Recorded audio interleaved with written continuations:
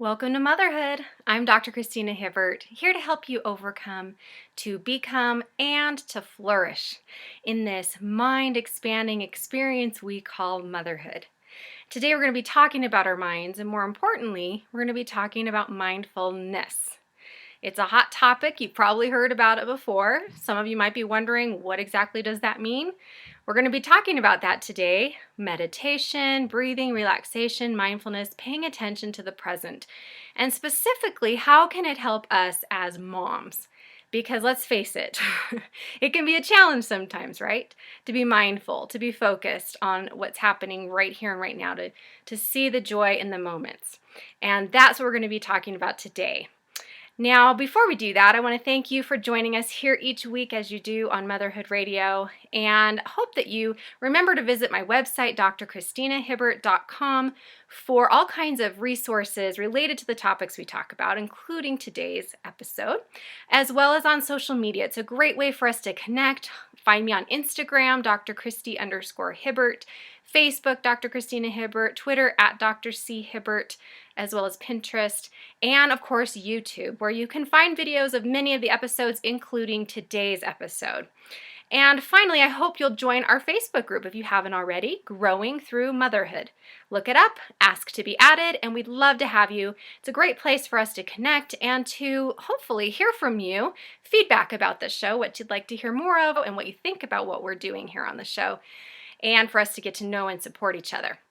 Now, as I said, we're going to be talking about mindfulness.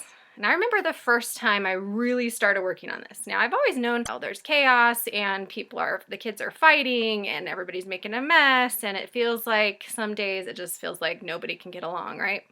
And so I'd be losing it and feeling like I just can't handle it and getting down on myself. So I thought, you know what? I need to learn how to be calmer, more patient, and meditation, I know, is part of mindfulness. And I thought, this is a good place to start. So this was many years ago.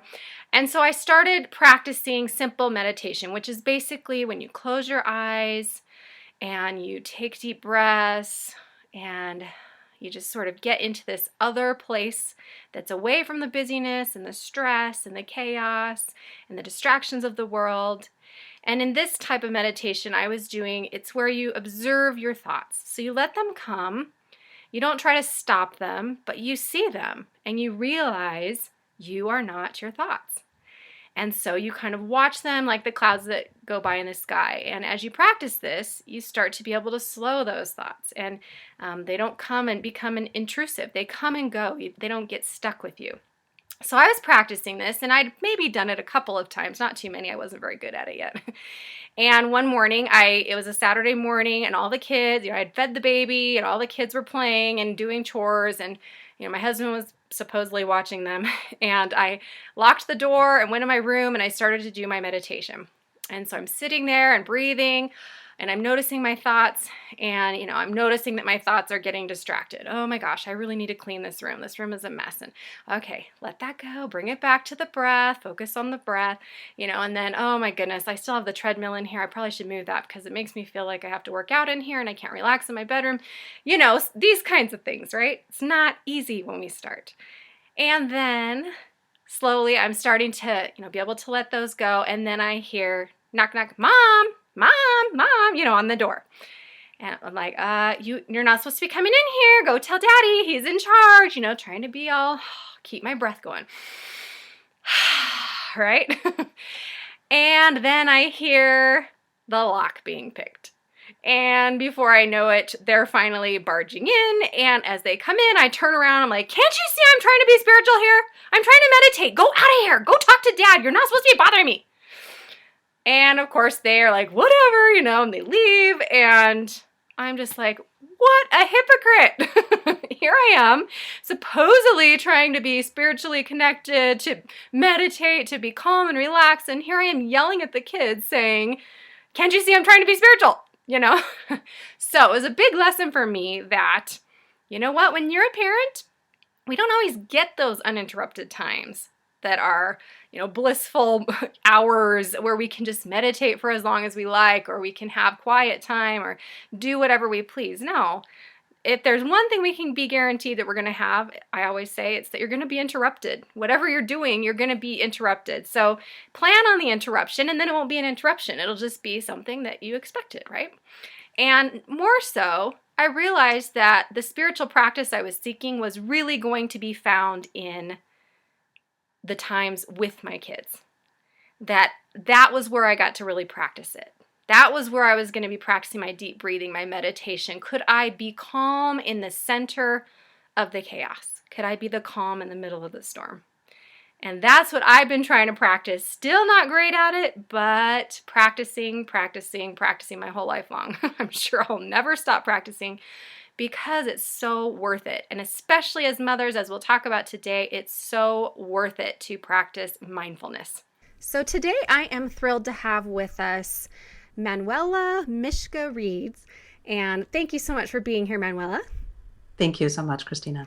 It's wonderful to have you. This is a topic, as I was telling you, that I've been wanting to do for a really long time because I think that, moms in particular, we all need this. But, when you're going through motherhood, as you know, we really need to practice mindfulness. It can help us in so many ways. And we're going to talk about that in just a minute. So let me first introduce you properly here. So Manuela Mishke-Reeds is a licensed psychotherapist. She is also a Dharma teacher and an international teacher of somatic psychology and a writer. She trains health professionals. She's been doing this for the past 25 years in California, Australia, New Zealand, Israel, Europe, and China. And she also co-directs and teaches at the Hakomi Institute of California. Now, of course, Manuela is also a mom of 2 active teenage boys, so she is in the thick of it like the rest of us. And she's been with her husband, living with her husband in Silicon Valley and her kids, and they've been married for 22 years. She is really interested in bringing mindful parenting into our busy lives so that we can stay connected to our spouses, our kids, and our community in a sustained and thriving way. And that's why I'm so excited to have her here. And her most recent book is 8 Keys to Practicing Mindfulness: Practical Strategies for Emotional Health and Well-Being, which, as many of you listeners know, is part of the 8 Keys to Mental Health series through Norton. And you can find out more about Manuela and her books and all of the things that she does at her website, which is mindingthepresent.com. All right. So again, Manuela, thank you so much for being here. Thanks for having me. Okay, great. So let's just jump in and talk about what does that word mindfulness mean? It is such a popular term nowadays. Yes. And yet I think a lot of people don't really know what it means. So Yeah. What do you think? Yeah, that's true. It is a very popular word. It's become very hip to be mindful. Yes. And I think that's actually a good thing. That's actually a really good thing. When I started out kind of dabbling in mindfulness and meditation 30 some years ago, it was like people were going, what is that? Mm-hmm. But really, mindfulness means moment to moment awareness without judgment and curiosity. That's how I like to think of it. So we train ourselves to become aware, literally moment to moment, but we're leaving out the judgmental part of ourselves and really engage with curiosity, what's in front of us. Mm-hmm. And like many parents, we're very aware of a lot of the time, but I think we sometimes lack the non-judgmental kindness part. We beat ourselves up a lot, right, as parents. Mm-hmm. So I think that's why mindfulness can be incredibly helpful. Yeah, so you're talking about the definition of mindfulness, and I want to read a little bit of your book here, just where it introduces mindfulness, just to kind of give some examples. So she writes here, becoming mindful is about the small everyday things, such as pausing to take a breath before you drive off in a hurry, or considering for a second the food that will nourish your body before digging into a meal. Or it can mean checking in with yourself before responding to a challenging email or text. Every moment of our lives can be an opportunity to practice mindfulness. That's right. And what you were touching on there at the end is that, as parents and as mothers in particular, this can be especially beneficial to us as we're rearing our children. Why do you think mindfulness can be so helpful to parents in particular? Because you're probably the most frazzled and ungrounded when you become a parent. That's true. So you become your best self and your worst self, I think. And Mm-hmm. I've been a meditator before I became a parent, Mm. and I felt all accomplished of all my world travels, and I meditated in Asia and you name what. I was very calm, cool, and collected, and then I became a parent, and it was like steam was coming out of my ears, right? So, Yes. I'm glad and to know we're not the only ones. I'm glad to know that even you can understand and experience that. Yes. but I realized very quickly that it was actually my mindfulness training that got me through parenting. Mm. And it was then that I really needed it. And it took on a whole, because I had all that training prior, which was lucky. But I realized that I had to rediscover mindfulness through my parenting journey. Mm-hmm. And I really needed it. I needed it to not only just to stay calm, but it also is, that's one thing. We talk a lot about the benefits of mindfulness, about being calm and relaxing. Yeah. That's, I think, almost a byproduct. I think what's more important actually is this capacity to inquire of what's actually happening with us, and then by extension, what's happening with our children. Mm-hmm. And this journey that we go on when they're little, and then they learn how to eat and to walk, and they're going to schooling, and I'm now squarely in the teenage years. This is really where you need the mindfulness inquiry capacity to inquire and not just stay in your set patterns and repeat what your parents did, or really begin to think for yourself and inquire. Because, as you know, as all your listeners know, parenting, you're kind of making it up, right, as you go along. And nobody has given us the handbook to do it. Right. And we go by how we've been raised ourselves or what's around us. And maybe we've read a few popular books. And I think we're not taught in our culture to inquire into this natural way of parenting that's actually wired in if we inquire. Mm. And I think that's where mindfulness can be so helpful, that to take a pause, to reflect, I remember sitting at the playground and just taking, when my son was shoveling the sand and throwing it around everywhere, I would just take that moment and sit in the box and feel the sand underneath me, and watch my kid and watch the other kids and inquire into this, just a simple moment of being in the sandbox. What is this Mm. about? What's happening right now? What am I seeing? How am I feeling? And that is a mindful moment. Right. It doesn't require a trip to, some fancy monastery or retreat center. Mm-hmm. Well, and I appreciate that because I think a lot of people, when they hear the term mindfulness, they think you have to be a master meditator, you have Right. to, have a very strict practice. But what you're talking about is you can practice by just, moment by moment as a parent, paying That's right. attention to what's happening, right? Paying attention and being curious. Yeah. Right? Paying attention, being curious, because I think there's so much stressors that we have as parents. You're working, you're juggling your life, your partners, your spouses, your kids, your various responsibilities, and I think this capacity to inquire. I love those moments in the sandbox, or when I was Mm. changing diapers, or now when I have the driving moments with my teens. Actually, now I'm sitting in a passenger seat, which is really frightening, actually. Yes, I know that feeling. Right. Ah. There's these little moments that we can take, and it's about this inquiry of like, what's happening right now? What's going on? How do I feel? What's happening between me and my child? Where Mhm. are we right now? And it doesn't always have to be that deep, kind of life wisdom digging up. It could just be this moment, and appreciating it and looking for it, because I think that it's in these moments that we begin to go, oh, I didn't realize that my teenager is actually really together right now, Mm. or I really appreciate what he came home with, or how he handled the situation, or I think that just improves our quality of life and our relationships. Oh, I totally agree. I'm thinking of a time when, when I suddenly found myself with 6 kids and I was way overwhelmed, exhausted, postpartum, you name it.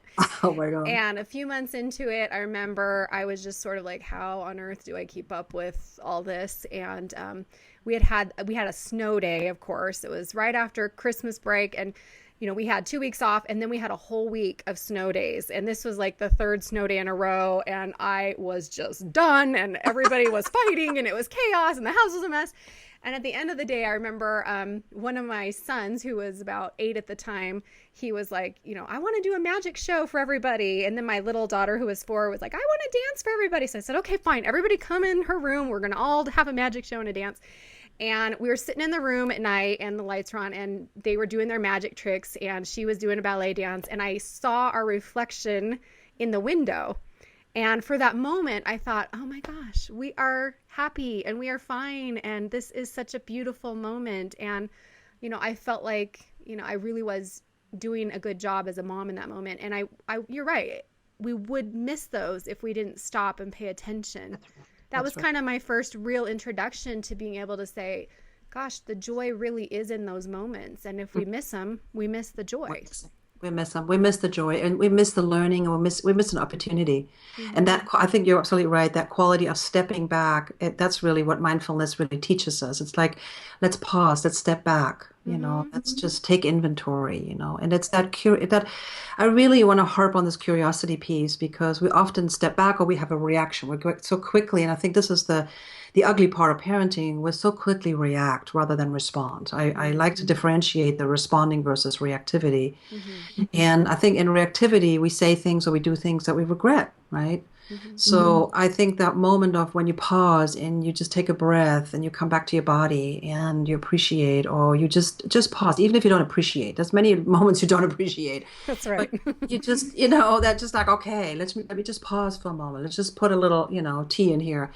That gives us a moment to just see. And what I really believe is that when you can just have this little pausing moment, your brain comes online differently. We know that, right, from neuroscience. Mm-hmm. We know that your prefrontal cortex comes online. You make better decisions. You can think clearly.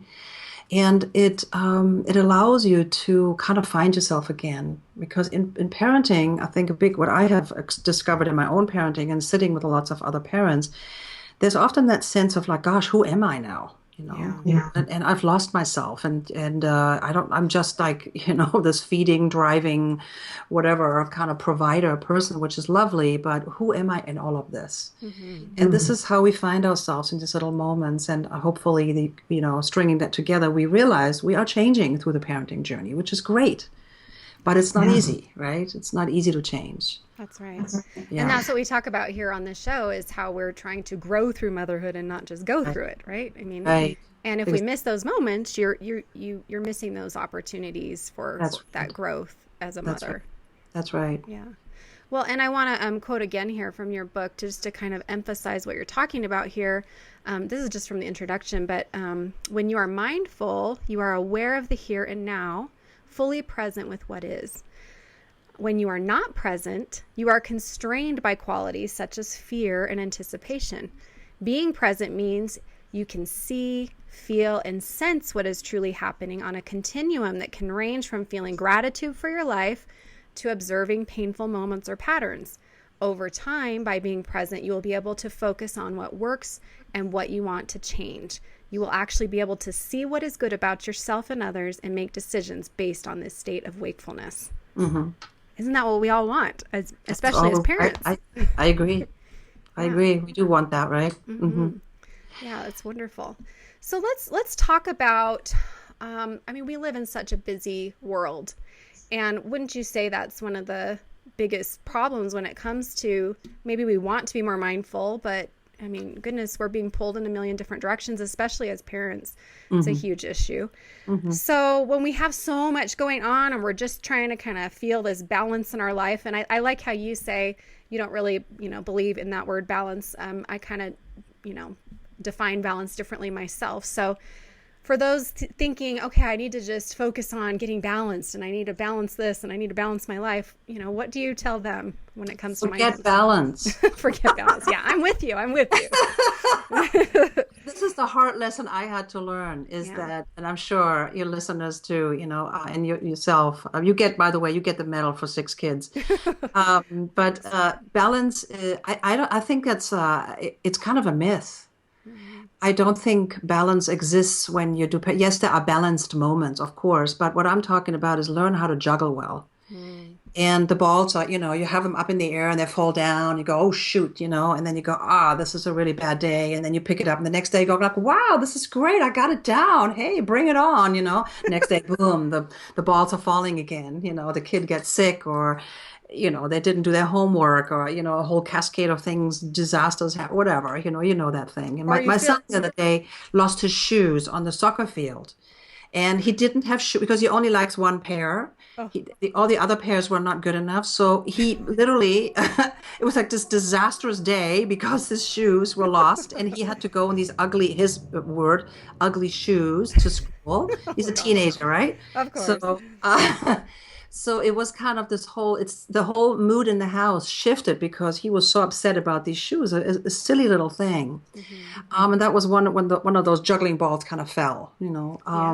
Mm-hmm. and I do think that we need to learn how to juggle well. And part of the juggling is in my juggling, from driving and picking up from soccer and doing work and this and that.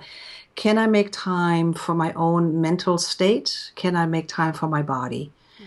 And I really strongly believe that you have to literally schedule it in like you schedule in your exercise, your yoga class, your running with your friend, whatever you do.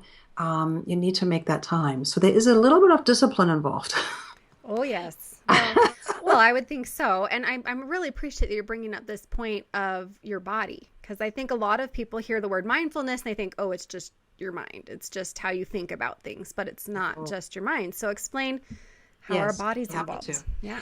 Actually, mindfulness is all about the body. Mm-hmm. And it's a really kind of a misleading word if we think about mindfulness. And, the body and the mind are connected. This is not split. We think about our thinking mind as somewhere else, but it's actually housed in this beautiful brain and this beautiful body. And the way we think impacts our physiology and it impacts our adrenaline output. It affects our stress hormones, all of that. So the way we're thinking, if we're in that speedy, busy kind of mindset, it actually affects our heart rate, our health dramatically. And we know that there's study after study out now. We know this, right? Mm-hmm. So the body-mind connection is real. And when we're talking about mindfulness, what we're really talking about is tuning into your body and tuning into your feelings and your sensations and the mood and the atmosphere and the climate inside of yourself. And that is a very physical, body-based activity. So you're checking in with your breath and your pains and aches and the goodness in the body and how you're feeling lovely or all of that. And you're really tuning in to saying hello to your soma, to your body. Mm-hmm. Soma means the body. That's really what it is. And meditation and mindfulness, and by the way, I distinguish a little bit meditation and mindfulness. Now, I'll tell about that in a minute, but Great. really it's about tuning into your body. And then the body, the assumption that I'm coming from is that the body holds actually answers and wisdom. When we get quiet, when we tune into our body, I know exactly that huge bowl of pasta with this extra gorgonzola sauce is maybe not such a great idea. Yes, You know? you're right.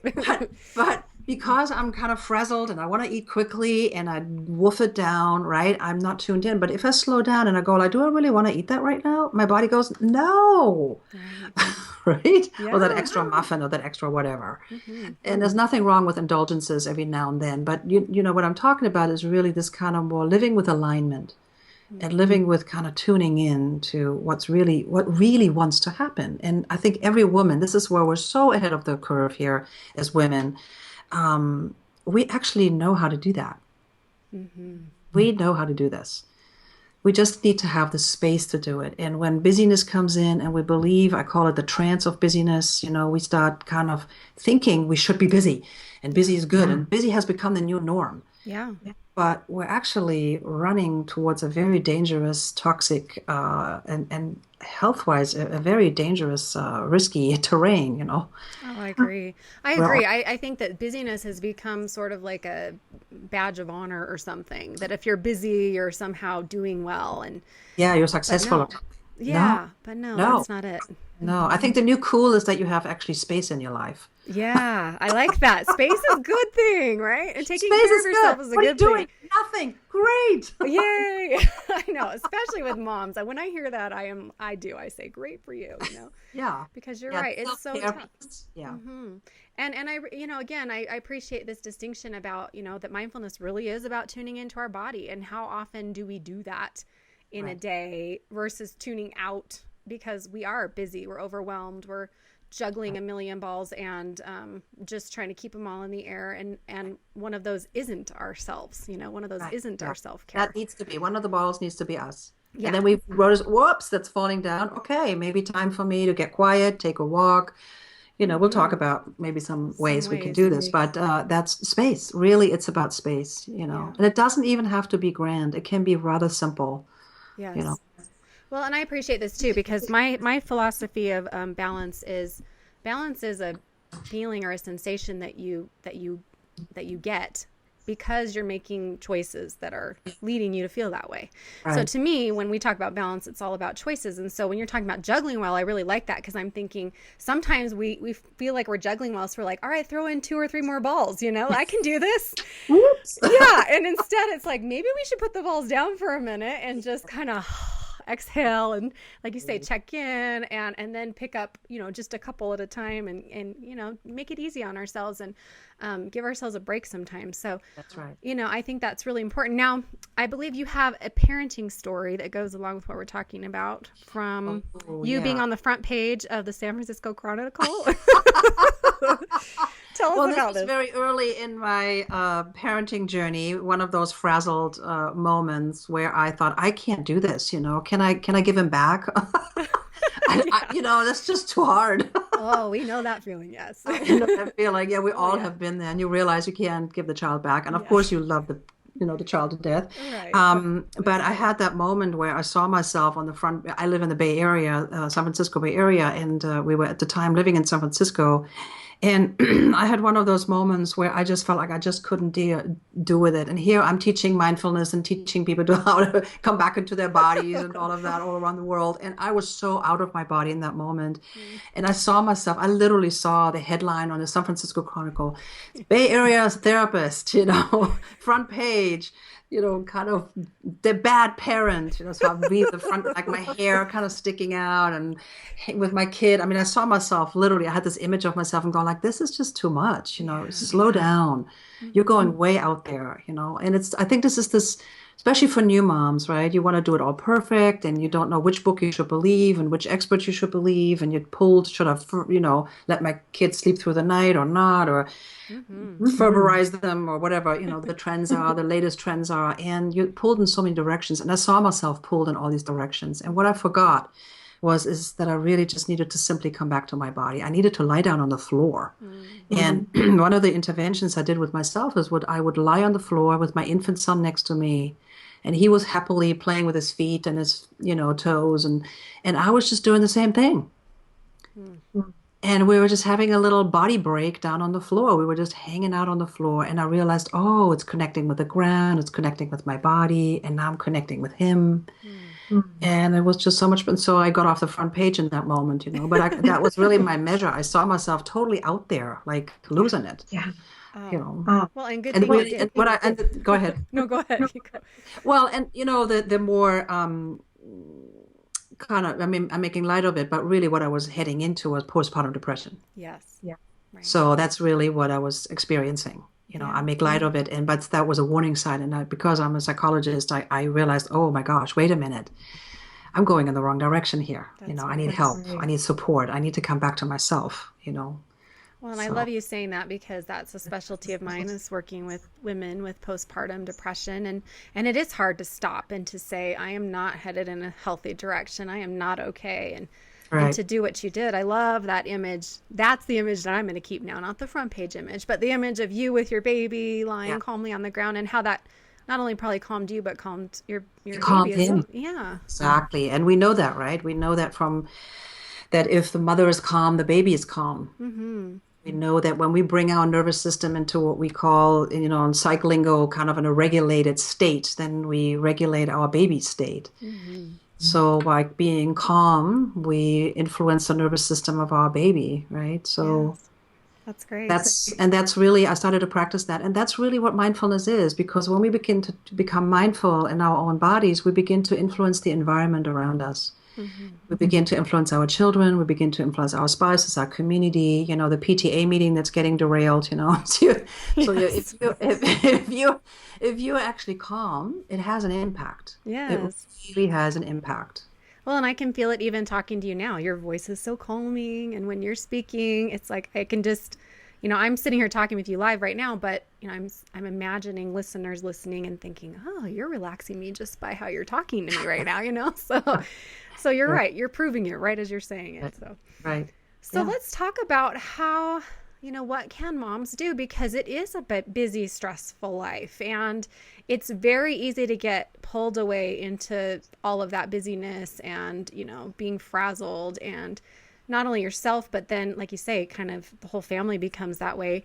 So how can we resist that new norm of being that busy, frazzled family?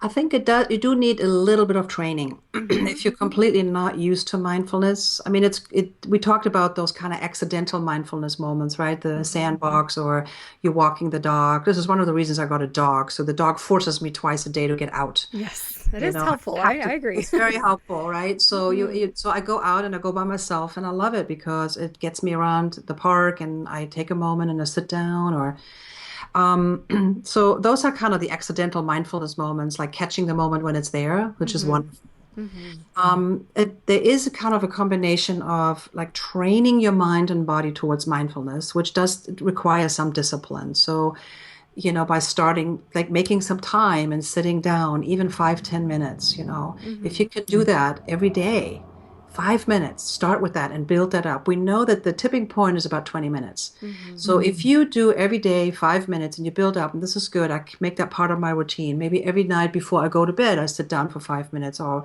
because in the morning, most moms are super busy and they're getting the household going.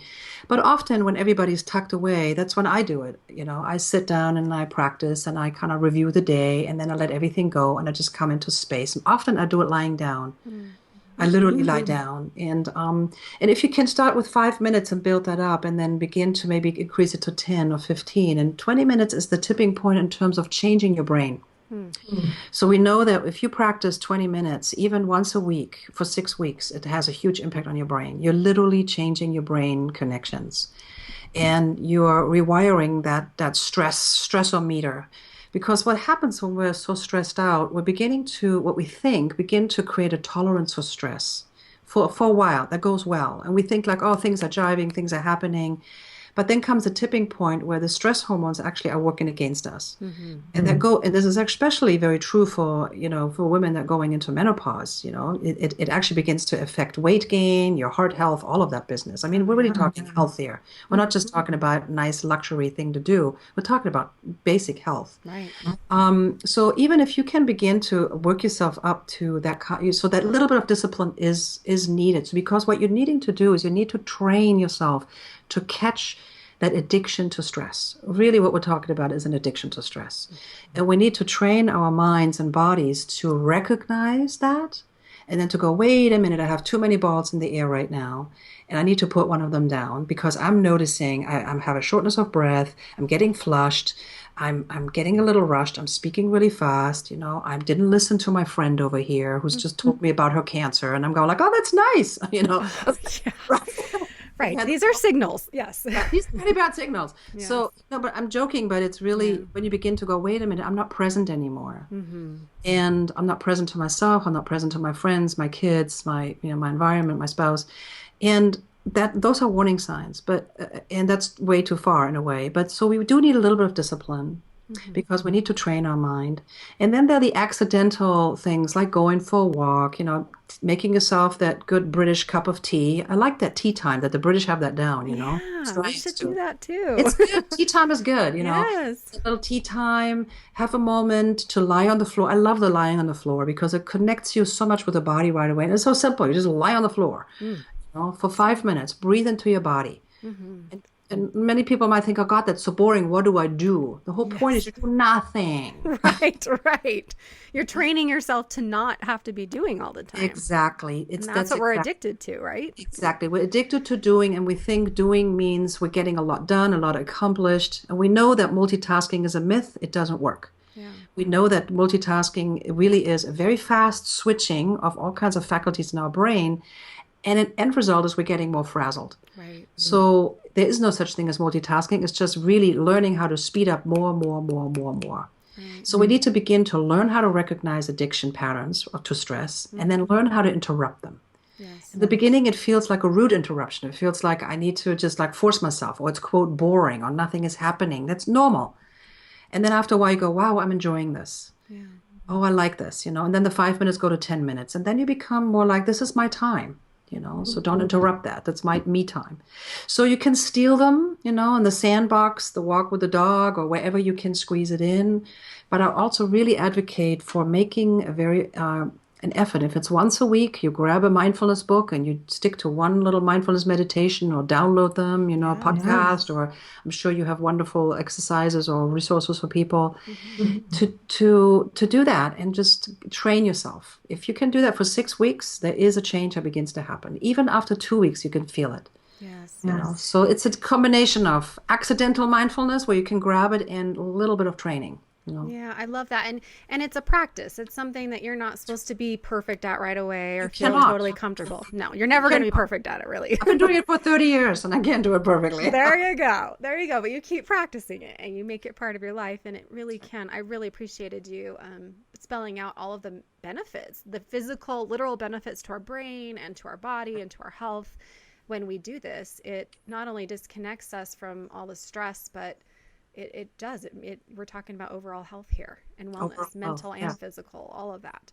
That's right. And I really appreciate that. So, and when you're talking about this, I'm thinking, so many of us have tried it, and then, you start to feel like, I don't know what I'm doing, or I'm trying to meditate, and I just can't. I keep thinking of stuff, and so you feel like you're failing. But it's not failing if you're continually recognizing that you're getting off track, or you're starting to try to think you have to do something and you're not just being there, right? So every time you bring yourself back to the present, that's sort of success, right? That's right. That's why it's called practice, right? Yeah. But there are different stages to go through, and that's why this is why it's important to read a book, not just my book. I mean, that's one book, but there are many wonderful mindfulness books out there. I mean, I try to spell it out really for beginners. Yes. That's why I tried to do that. But also listening to teachers. It is helpful to sign up for a class if there's time, or even online classes, and go through a little course. The MBSR, the Mindfulness MBSR by John Kabat-Zinn is very, very well endorsed and is really all over the country. People have easy access to it. There's many wonderful meditation teachers. We're very blessed in America, actually, with incredible teachers that we have. So we have a lot of access to online learning if you can't get yourself to a class. But at some point, I think it is helpful to have a teacher or a class, because what you describe, we call monkey mind. Yes. And that kind of busyness and blah, blah, blah, blah, we know that about, 70 to 80% of what we think during the day is the same thing. Right. We just recycle it. We're like Trash Island out there in the Pacific. We're recycling the trash over and over again. Oh, yes.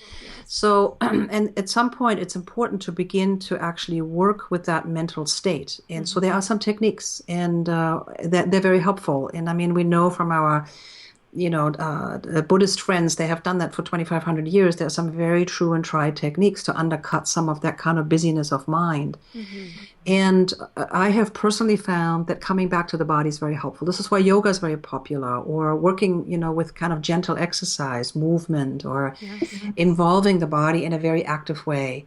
It's very, very helpful to undercut that kind of business. So exercises are great because you get flooded with these lovely endorphins, and you don't think, right? So it's a great way after exercise to take 5-10 minutes to sit quietly.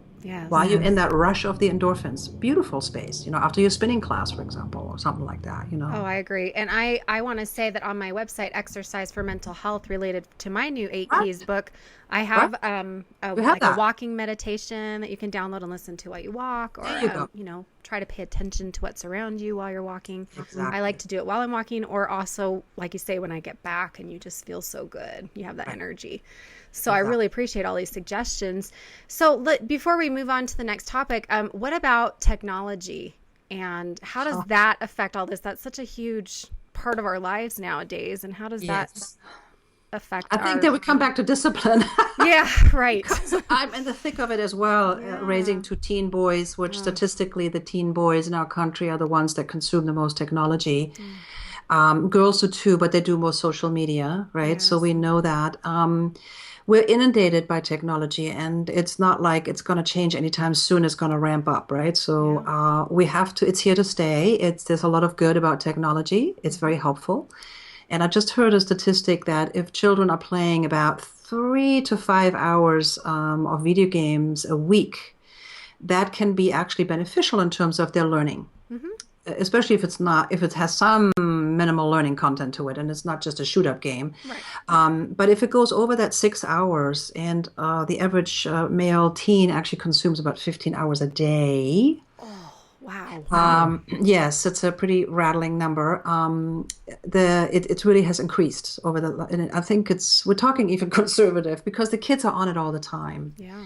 And with the mobile devices, they have access to it all the time. So what it does, I think, this is my personal opinion, but I think we're training a generation of kids we're training them very well in distraction. Yes. And we're training them away from having a focused, clear, calm mind, which we need to be actually empathic, engaged human beings. Yeah. And I personally think it's very dangerous. So and every parent kind of throws up their hand. What can I do? What can I do? I do think it has to do with modeling. We need to model it. Yes. We need to model appropriate use of our devices. So don't pick it up in the car. I certainly have been a culprit of that. Maybe don't have the TV on all the time. Right. Have like dinner like no media around. So you have certain boundaries. And this is where I come back to discipline. You have certain boundaries of discipline where the media is just a no-no in the family life. Yes. And I think that's very, very helpful. We have to wrestle with it. We cannot say, okay, let's go back to the Stone Ages and don't have media. That's not going to work. No. So how do we relate to it in a healthy way? And I have that battle here with my kids, but I have to tell you, because I'm a meditator, I have taught my kids meditation. And before tests, we do certain breathing techniques, and they sit down quietly and they kind of prepare themselves. And I've given them the talk about how media affects your brain and how stress affects your brain and all that. So some psychoeducation for the kid is important. Yes. But then I think it's also you taking them by the hand and modeling it and doing it with them. Say, let's just do this breathing for a moment. Let's just sit quietly. Let's just think about your test for a moment and calm down your heart rate. And let's go through it mentally. Just all these little kind of reining them back in. As you are reining yourself back in from that frazzled mind, how do you rein back your teen or your kid? So teaching them that. Yes.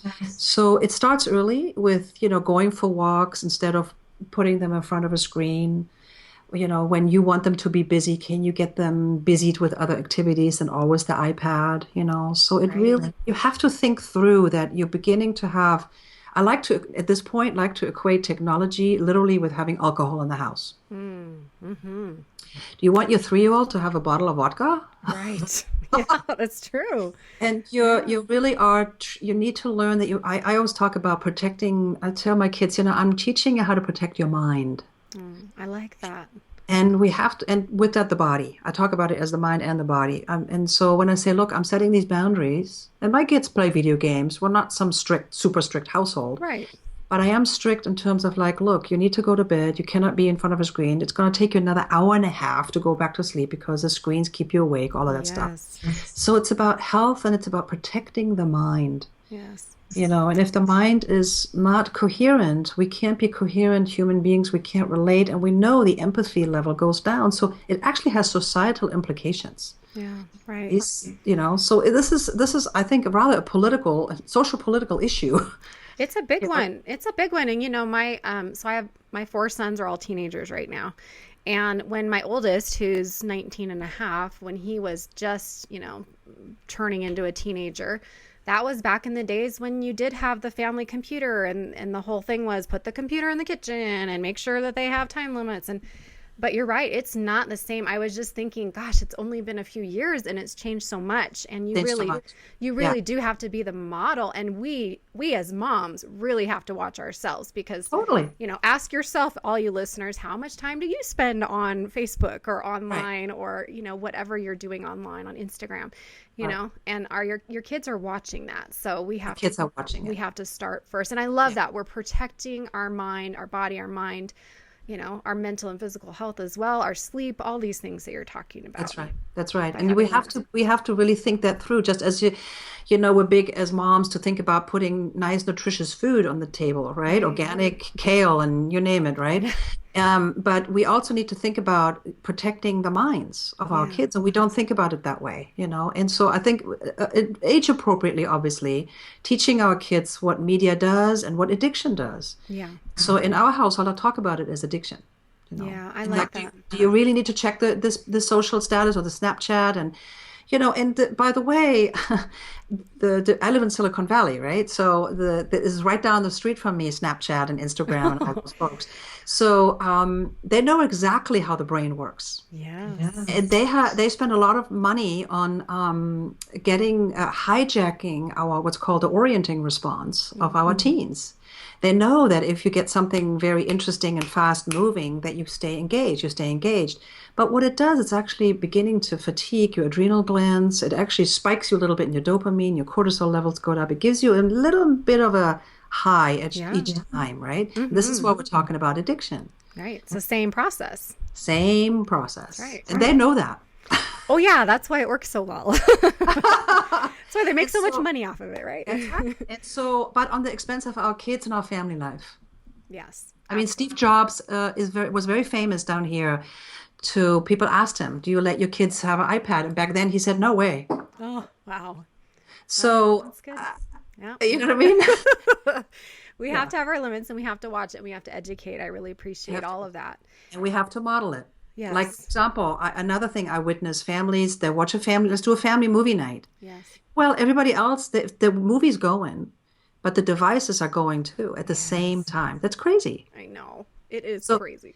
again, we're splitting attention. We're having literally a kind of an epidemic of attention distraction disease coming our way. This is going to be a tsunami in 15 years, I think. People can't focus anymore. Oh, I agree. I keep wondering what's this really doing to our brains and to our kids' brains when you do, and also just the need to always be connected and always be fed information. And like you said, that's a big part too, why we feel like it's boring, quote unquote, to sit. Yes, that's right. And That's right. It's exactly, you're absolutely right. Then you go, it's so boring, nothing is happening. Well, because you've been distracting and pulling yourself out in 5,000 directions. And I have the same. I mean, we have now retreats out here. We call them tech-free retreats or tech-free weeks. Executives go on retreats without their technology devices, like a detox, tech detox. Wow. There's actual retreats happening like that, know. I can see why. Good old-fashioned camps, sending your kids to, mountain camps where there's no technology, they have to swim and climb trees and throw rocks and, Get outside, exactly. get outside. And that's a big one. And, visiting parks is declining, right, around the country as well, because people don't spend time in nature. There's an obesity crisis. It's all connected. Yeah, it's all connected. Right? So we don't spend enough time outside. We don't spend enough time with each other. We don't spend enough time with our bodies. And I really think that when you begin to learn mindfulness and you value coming back to your body, that's when you begin to wait a minute, I want to go out in nature. I want to appreciate, I want to connect. That's how we begin to connect with that again. It's not lost. Yes, that's right. We just have to remember and actively seek that. We have to actively seek that. And we're a little bit countercultural right now. Yes. Yes. So it's the new hip. It's the new hip. I'm with you. It's cool, everybody. Okay, everybody. It's cool to not be connected all the time. Exactly. Oh, I love it. Well, you'll certainly feel better. That's for sure. That's for sure. So tell me about the Cool Head Remembers story from your book. How we can bring mindfulness into our kids' lives in a meaningful way. Okay. Yeah. So in addition to my poor children have been the guinea pig, obviously, they're like, oh my God, my mother's a meditator, they're going to write that book in 10 years. But I love that you've taught them. And I really want to emphasize that for our listeners. I think it's really important to teach our kids these skills because they're not going to learn them on their own. And why should they have to wait until they're adults like we did to learn them, Well, and many schools are actually adopting it. It's wonderful. So there's mindful schools, there's programs all around the country that are being rolled out. Teen mindfulness programs are happening. I mean, the schools are catching on. Here in the Bay Area, There's actually mindfulness programs that start their classes with a moment of mindfulness. It's actually Oh, happening. I love that. And my kids go to a Catholic school, so they're doing mindfulness in a Catholic school. Oh, So wonderful. it's awesome. It's awesome. So it's and it's beyond faith, right? So mindfulness is really a kind of a natural ability that we all have. It's not about Buddhism or anything like that. It's really Right. about coming back to your sane mind, That's right. So the story, I'd like to read it if that's okay. Please, yes. I think I wrote it better than I know the feeling. Yes, please. So this is a moment that happened when my teenage son was learning about the Roman Empire and history. So I'll read this, called Cool Head Remembers. My teenage son was close to tears. Panic filled his chest and voice. It was 10:30 p.m. and he had been cramming for a big test on the Roman Empire he was supposed to take the next morning. One moment he was snuggled deep into his comforter. The next he was bolting upright in fear, proclaiming to have forgotten the name of an important emperor. "I need to remember," he shouted. His emotions were running high during this invasion of the body snatchers. That's what I call it, the invasions of the body snatchers. As I call these moments when emotions hijack reason and recall. Clearly, this was the wrong time to make any parental point about going to bed on time in order to be well rested for tomorrow's test. Anyone who has ever been around teenagers knows that when the body snatchers arrive, the rational thinking prefrontal cortex of the brain leaves fast and dramatically, and parents are left with erratic emotional displays that seem out of proportion to the circumstance. We all have been there, right? Okay, sit up, I told him. We're going to breathe and get the cool head back. What is that going to do? He questioned, half pouting, half mad, but then sat up. Cool head remembers, busy head forgets, I calmly replied. Let's breathe, feel your sits bones, notice what you feel in your body. Freaked, he peered at me under one eye. Ignoring the teen's sarcasm, I kept guiding. Keep sensing into your body right now. Notice how your breath is, notice how fast, where inside your body you can feel it. My voice slowed down. I was talking quietly, almost in a monotone way. Like any mother trying to soothe an upset child, I knew to use a different tone to encourage him to regulate his intense feelings. Allow your body to be. Let's wait for the body and the mind to catch up. Give it some space.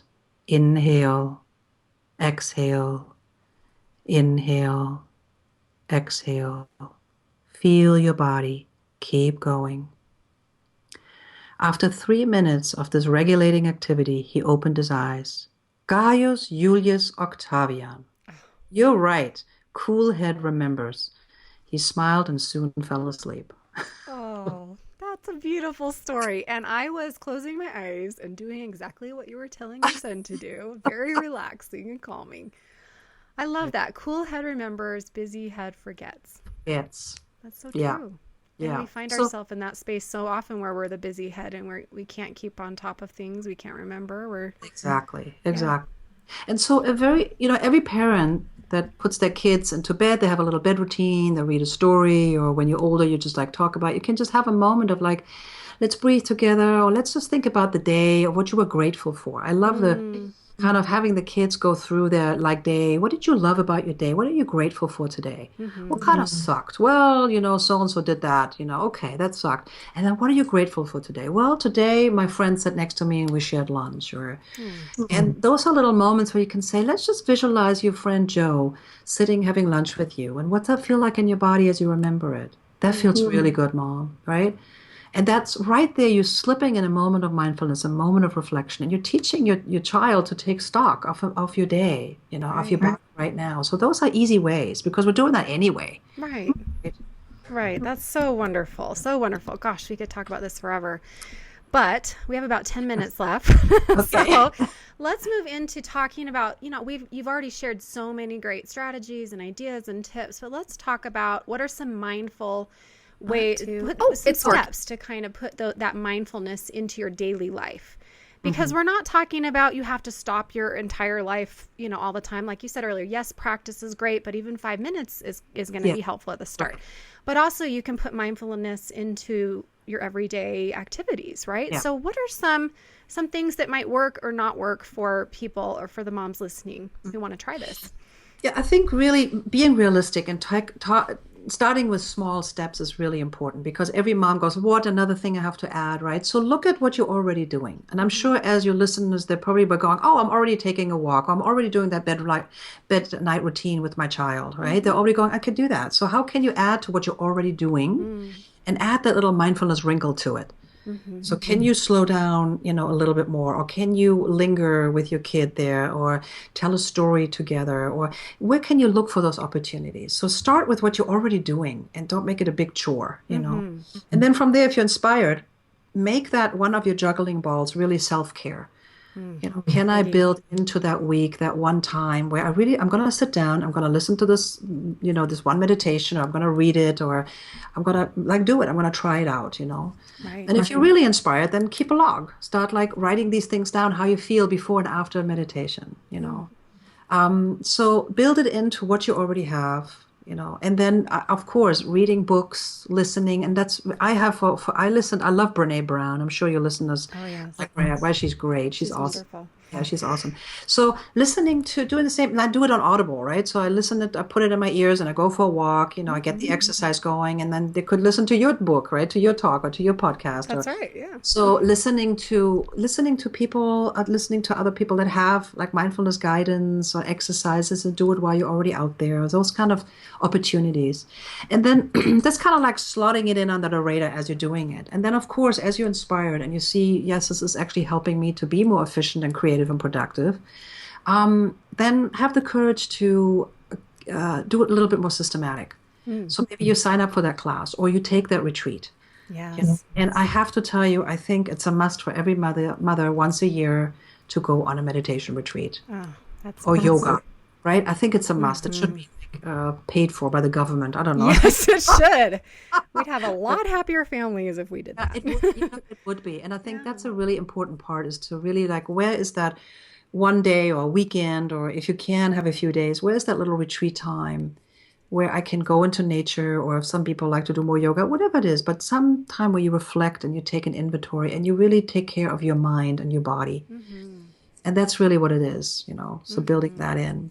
I love that. What doesn't work, I think, is if you're like, oh, I'm going to read that whole book and I'm going to do it, just piling up too much. We're already doing all too much. Yeah. So I think that's what doesn't work. And beating yourself up and judging yourself for being a good meditator doesn't work either. There is no such thing. Good. We can't say that enough, right? No, there really is. And it kind of pains me to see moms beating themselves up. They're all trying our best. We're working with what we got, Yes. And obviously, as you're doing this wonderful show here, we're trying to grow with what we got. That's right. So surround yourself also with like-minded moms. Like yesterday, I'll tell you a little story. I was out for Mother's Day with two of my good friends, and we did a spa day, we did a self-care day, we had a real girly kind of outing, and we were in San Francisco. And I said to my friends, who are not meditators, by the way, I said, hey, there's Grace Cathedral, and Grace Cathedral has a beautiful labyrinth outside. A maze you can walk. It's a meditation maze. And so I said, hey, are you up for that? So these two ladies who never done this before, I said, yeah. So we did for about 15 minutes. We walked the maze. So in silence, you just walk this beautiful labyrinth. And they were like, this is so wonderful. Wow.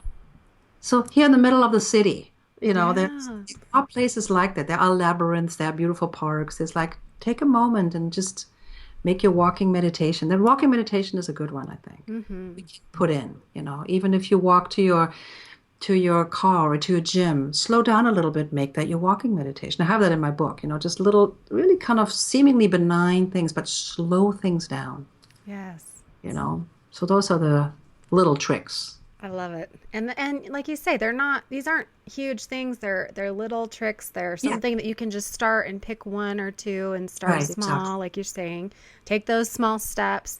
And I really appreciated you bringing up self-care. We pretty much talk about that almost every episode of the show because we're talking with moms, and it really is, it really is one of the most important things that we can do is to take care of ourselves, or else we aren't going to be able to take care of everybody else. And that's right. This is such a beautiful way to do that, to, get in tune with who we really are. I appreciated that too, what you said at the beginning about the identity crisis of motherhood and who am I now and who am I trying to become? And this is how you figure it out. You this slow is how down, you figure it out. you tune in.